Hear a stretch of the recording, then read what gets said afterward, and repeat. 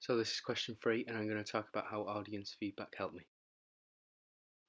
This is the first draft of my film poster.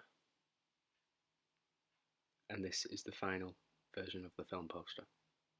What do you like about the first draft?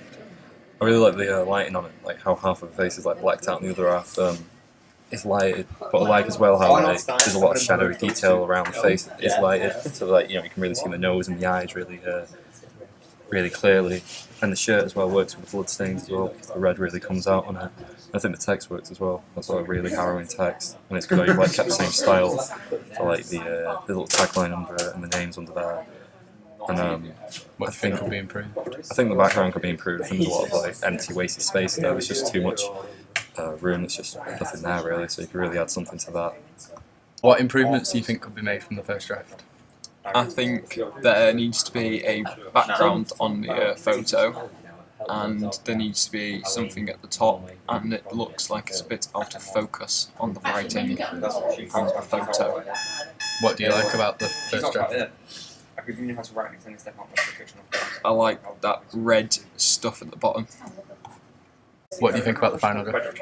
I really like the final draft because I think the picture quality is a lot more better with it being bigger in the frame. So there's a lot more of the frame that's been used and there's nothing really going to waste. And I like how the background as well has got some like blurred out focus photos on. It really adds to like the depth of field of it, makes it like a real photo that's really chilling. I like the top bit as well with the little Empire rating thing at the top, which says most anticipated thriller. That's really cool. And I think that the name as well at the bottom, where it says there's nowhere left to hide, where it's different colour to the title. Compared to the last one, it was all the same colour, it was all the same house style, but I like how the red and white matches with like the red and white on the shirt with the blood in the shirt. So it's like a really good theme that you've kept throughout it. What do you like about the final draft? I'm liking the fonts and the colours, and I'm liking the colour grading that you did. Oh, and the background, and the colour grading and the shadows on the photo. For my poster, I decided to interview 2 people who would be the target audience range.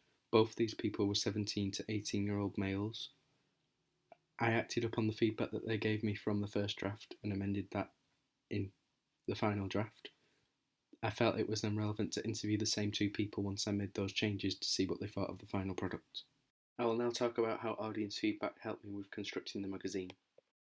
Before I began constructing the magazine, I came up with the name for Action. I designed different mastheads with different fonts and colours and sent this to people to gain audience feedback. This helped me to decide which one to pick for my target audience. I also showed people a printed version of the first draft of my magazine.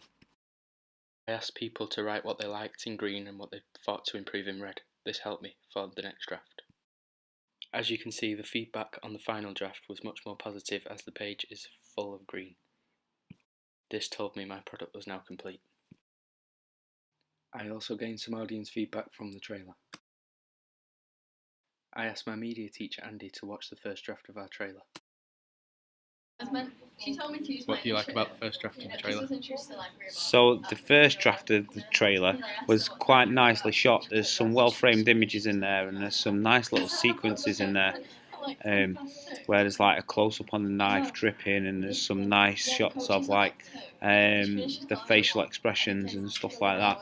In terms of improvement, it would be nice to see like the actual kidnap scene.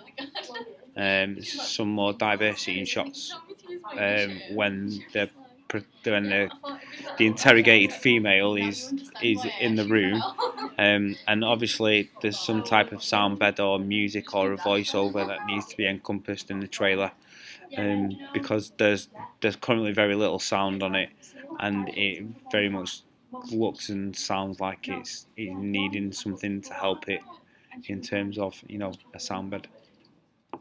This feedback was useful in planning what to do next with the trailer.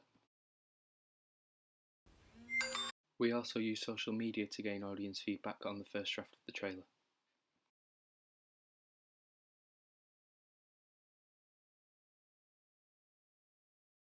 This feedback allowed us to make the required changes to gain the final product.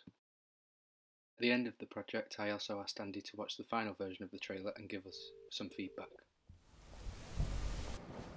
Hi Jason. What do you think about the final draft of the trailer? The second trailer, there has been some relevant improvements made, such as the conversation between the protagonist and what appears to be her boyfriend or her partner. So that's quite nice. That fills in some of the silent sort of areas of the trailer. Also, there is some weird type white noise type stuff, which fills in quite nicely. It creates a disorientated feel, maybe that which is matching with somebody that has been kidnapped or had something, quite grim happen to him, like getting kidnapped and some weird things happening. Again, there's some nice shots. Really like the dripping knife, and again, I really like the some of the shot angles on the protagonist as she sat down and stuff like that. It's quite nice.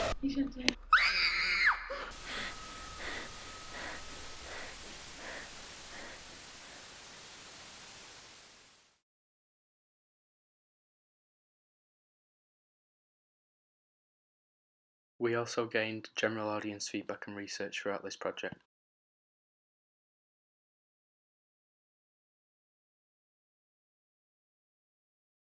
One way we did this was through SurveyMonkey. We created different surveys and posted these links on social media to get feedback from our audience. This helped us to shape what we were doing and further make it the product.